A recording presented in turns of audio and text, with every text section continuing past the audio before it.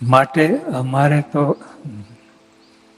ને તે જો મૃત્યુ લોક પાસે તો પણ ભગવાનના ધામમાં જ કેમ જે સંતની સેવા કરે છે ને ભગવાનના ગમતામાં છે તે ભગવાનને સમીપે જઈને જ નિવાસ કરશે.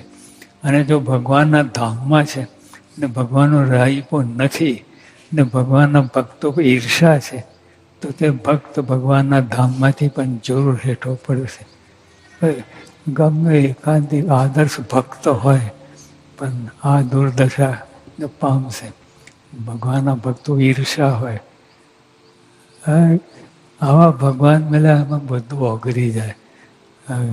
ઈર્ષા માન કામ બધું ઓગળી જાય. એક ભગવાન જ દેખાય.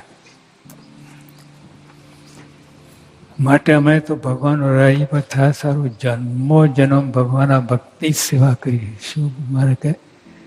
અમારે તો ભગવાનનો રાહીપો, ભગવાનનો રાહીપો સારું.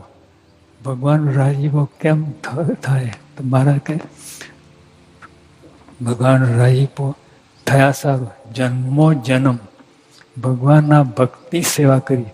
ભગવાન અને ભગવાનના ભક્ત નહીં, ભગવાનના ભક્તની જ સેવા કરી. એ ભક્ત કેટલો ઇમ્પોર્ટન્ટ છે. એ ઉપર આપણે ઈર્ષા કરીએ, દોષ કરીએ, બધું બગાડે છે.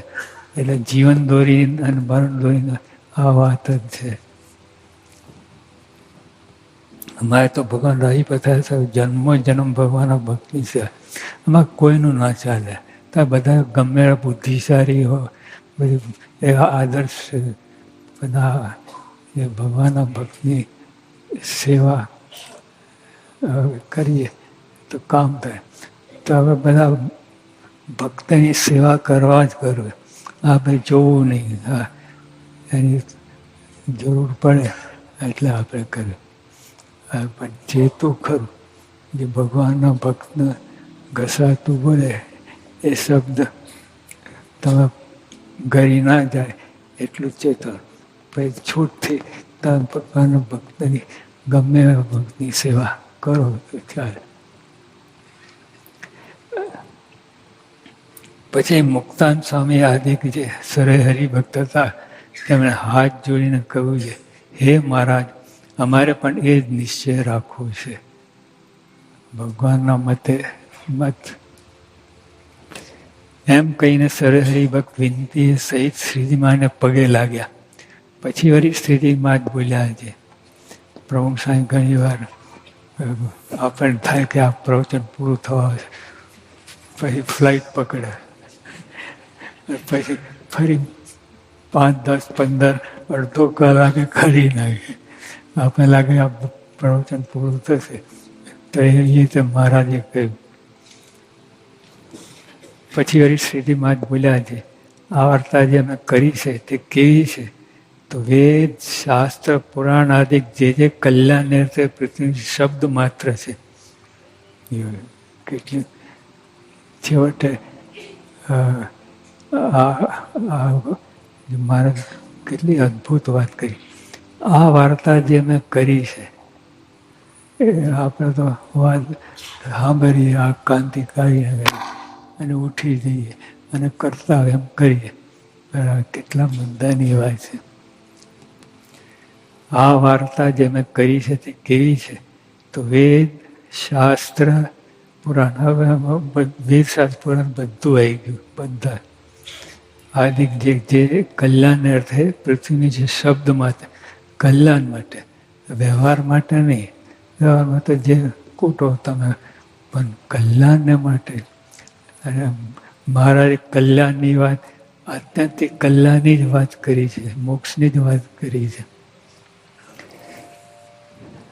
તો વેદ શાસ્ત્ર પણ આદિક જે કલ્યાણ અર્થે પૃથ્વીનો વિશે શબ્દ માત્ર, પૃથ્વીનો વિશે શબ્દ માત્ર છે. આખા બ્રહ્માંડની અંદર કોઈ પણ શબ્દ માત્ર એનું સાર માને કે તે સર્વેનું અમે શ્રવણ કરી તેનું સાર કાઢીને આ વાત વાર્તા કરી છે. પણ આપણે તો ભાજી મૂળામાં જે વાત કરે બધું પકડતે સમજાતું નથી. વાત સમજાતો એક જ ભગવાનના ભક્તની ઉત્તમ ભક્તની સેવા કરવી, એમાં કોઈ જોખમ નહીં. એ ભગવાનના પ્રતિનિધિ જ છે એટલે કામ થઈ જાય. તે સર્વેનું અમે શ્રવણ કહીને તેનું સાર કહીને વાર્તા કરી. તે પરમ રહસ્ય છે, રહસ્ય નહીં, પરમ રહસ્ય છે. ને સારનું પણ સાર છે. અને પૂર્વે જે મોક્ષને પામી ગયા છે ને હવે જે પામશે ને હમણાં જે મોક્ષને માર્ગે ચાલ્યા છે તે સર્વેને આ વાર્તા છે તે જીવન દોરી રૂપ છે. એટલે આવી મુદ્દાની વાત કરી મહારાજે. એટલે ટૂંકમાં ભગવાનના ભક્તના ઉત્તમ ભક્ત હોય, એકાંતિક ભક્ત હોય, ગોરધનભાઈ પરભાઈ જેવા હોય, એની સેવા બીરી આ લાઈનમાં છે ને જે ગમે પુણ્યદાન કરતો હોય તો ભગવાનના ભક્ત અંદર આવી જાય, કામ થઈ જાય. એટલે એવી વૃત્તિ રાખી કે તડછોડ ના કરવું, આમ તેમ નહીં. પણ ભગવાનના ભક્તને જો આ કુશળ કોરબા ધર્મપુરના એમને વાવ બંધાવેલી. એ વાવ તો બહુ મોટી હતી. એમાં તો હવે એમનો આ સ્વભાવ હતો પરોપકાર કરનાર. તો ભગવાન આવી ગયા, શ્રીજી મહારાજ આવી ગયા, એમાં સ્નાન કર્યું, બધું કર્યું, કેટલું મોટું કામ થઈ ગયું. એટલે આ એક પરોપકારી વૃત્તિ રાખી, બધું પુણ્ય કરવાનું, પુણ્યદાન કરવાનું એ વૃત્તિ રાખી તો ભગવાન આવી જાય, ભગવાન સંત આવી જાય, કામ થઈ જાય. તે સર્વે વાર્તા જીવન દોરી રૂપ છે.